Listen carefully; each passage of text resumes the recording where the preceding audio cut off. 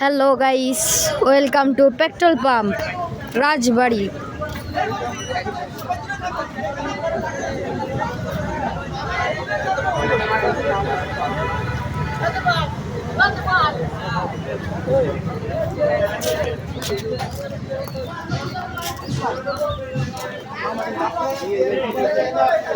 তেল না দিলি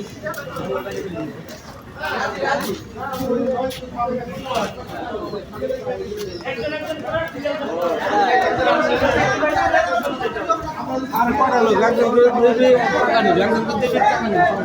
ঘুরে তো এসে খারাপ ঘুরে এমনিতে যায় না, এমনিতে যাবে একটা কথা বলি আমার একটা বলছি এই যে নেমে আমি একটা কথা বলি এখানে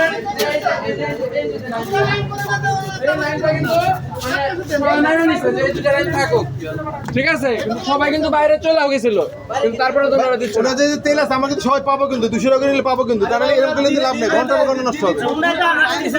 আসবে না, ওরা তো রিস্ক নেবে না। আচ্ছা আচ্ছা, আমরা যারা সাইডে আছি তারা কি আপনারা ভাই যারা সাইডে আছেন ভাই তারা কি বাইরে যেতে পারবেন? আমি তো সেটাই বলছি, তবে এই গাড়িটা যদি এই লাইনটা যদি আপনারা মাইনা নেন তাহলে আপনারা সাইডে যারা আছেন তারা বাইরে চলে যান। আর আপনারা যদি বলেন